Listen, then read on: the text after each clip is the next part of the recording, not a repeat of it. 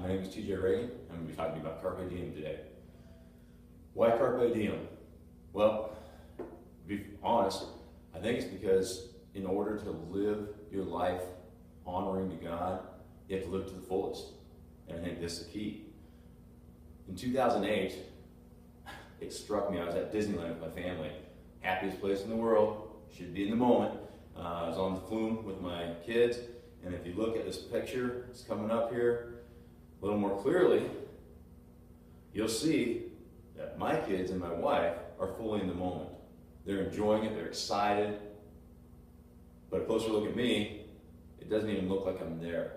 I'm not even present on a ride that I should be fully present on. That's when you're going down over the top, and I'm sitting there like I'm not even there. That's when it hit me. I saw that picture and I was like, wow. You know, we all know the song, Live Like You're Dying by Tim McGraw. It says a guy was dying of cancer, he heard it from a doctor, and it just stopped him on a dime, and it changed his perspective. He said, someday I hope you get the chance to live like you were dying. To take a good, long, hard look, and what would you do if you did it all over again? I hope I can answer at the end, I would have done exactly the same. Carpe Diem, Latin, enjoy the day, literally pluck the day. We know better probably from a movie, Dead Poets Society, seize the day. Enjoy the present as opposed to putting all your hope in the future. This is a perfect example. This movie was great. It just kind of summed it up, and this clip really sums it up for me. You look at the eyes of these young men, and the teacher saying, Carpe Diem, seize the day, boys. And how to seize the day is to make your lives extraordinary in the moment. It wasn't about the future, it was about being in the moment. Jeffrey Marks, author of Season of Life, had a similar experience from a teacher in his life that instilled in him a simple but powerful philosophy: no regrets. And that became the core of everything he wanted to be. The book of Solomon, the book of Ecclesiastes, he had all the wisdom in the world, and he chased all kinds of stuff and all kinds of future things and doing things, and yet this is what he said: what do people get for all the toil and anxious striving with which they labor under the sun? All their days their work is grief and pain. Even at night their minds do not rest. This too is meaningless. A person can do nothing better than to eat and drink and find satisfaction in their own toil. This too, I see, is from the hand of God. For without him, who can eat or find enjoyment? And again, moreover, God gives someone wealth and possessions and the ability to enjoy them, to accept their lot and be happy in their toil. This is the gift of God. They seldom reflect on the days of their life because God keeps them occupied with gladness of heart. And God deals out joy in the present, the now. Paul Coelho, he's an author, bestsellers, written 15 different novels. He writes, in magic and in life, there's only one present moment, the now. He talks about we have a problem being difficult. It's difficult for us to be in the present. We focus on what we did, how we could have done it better, what the consequences of our actions are, or we're looking at it saying, hey, what about tomorrow? What precautions should I take? What dangers are there? You know, we're always focused on the past and the present, and it makes it hard to be in the present. So, you know, as coaches, and athletes, but me particularly, I've had a hard time. My whole life has been about pursuit, getting better, and you know, we're highly motivated, we're goal-oriented people, and everything we do is for that future. Right? If you look at like athletes, you know, what do we tell them? We're going to get bigger, faster, stronger, develop skills, you know, learn how to compete, all these things for the future. And coaches, we work long hours. We work on continued education, going to clinics, you know, getting better, watching film breakdown for hours, recruiting, you know, everything's about future wins, future accolades, playing time, better jobs. It's all about the future. By focusing all of our attention and effort on the past or on building the future, keeps us from being in the present. Roy T. Bennett in The Light in the Heart, he says, if you want to be happy, do not dwell in the past. Do not worry about the future. Focus on living fully in the present. It is difficult to live in and enjoy the moment when you are thinking about the past or worrying about the future. You cannot change your past, but you can ruin the present by worrying about your future. Learn from the past, plan for the future, the more you live in and enjoy the present moment, the happier you will be. In order to experience true joy, you must be fully present in the moment.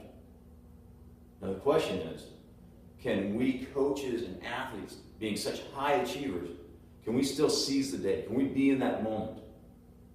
Well, I say emphatically yes. Absolutely. Jesus' life gives us a perfect example. There was no one like Christ with his passion and purpose-driven life, loving the Lord, his Father, all his heart, mind, and soul, and loving us. That's what made him fully be in the moment. The 5-second min approach is something that we teach our guys on the team. Okay? We want them to be 5-second min. That might sound odd, but an average football play is 5 seconds. Nick Saban, Alabama head coach, runs what I think is the best program in the country over the last 10 years, says this: the approach is to challenge the players to play every play in the game like it has a history and a life of its own. Try to take the other team out of the game and make it all about us. And it's simple, but that's what he wants. Right? George Harrison of the Beatles says, it's being here now that's important. There's no past, there's no future. Time is a very misleading thing. All there is ever is the now. We can gain experience from the past, but we can't relive it. We can hope for the future, but we don't know if there is one. Football, it's a game that has a beginning and an end. And between the beginning and the end, it's just a bunch of 5-second plays. Moments. Guess what? Life is the same. Life has a beginning and an end. And in between, it's just a whole lot of moments. So to be a 5-second man, we have to teach our guys to be men of passion and purpose on and off the field. What's that main passion and purpose we want? Well, Jesus said, love the Lord your God with all your heart, with all your soul, with all your mind. Somewhere else it says, with all your strength. He also says, the second is like it, love your neighbor as yourself. Okay? That has to be our passion and purpose off the field. Okay? Then, if we're that kind of man off the field, and that's who we are, not what we do, then we can take that onto the field and be that same kind of man and have passion and purpose for our teammates, for the play of the game, for just the love of the game. Okay? Second is, we got to teach our guys to control what they can control. Okay? Attitude. A positive, motivated attitude by gratefulness and love, not by fear. And then effort. Give your best, invest everything you have to give. When you do that, you're in the moment. It says, whatever you do, work at it with all your heart as working for the Lord, not for human masters, since you know that you will receive an inheritance from the Lord as a reward. It is the Christ Lord you are serving. So, I'm going to take it from iconic movie back in 1986. I love this movie. It kind of says it really clear. It's very easy. Ferris Bueller's a fairly wise man.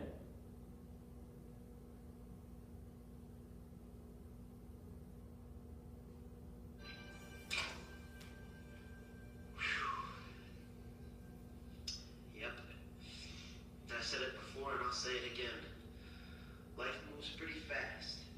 You don't stop and look around once in a while, you could miss it.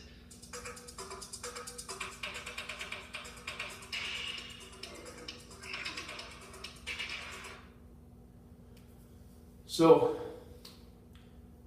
nothing said better than that. I think that Mother Teresa can send us off.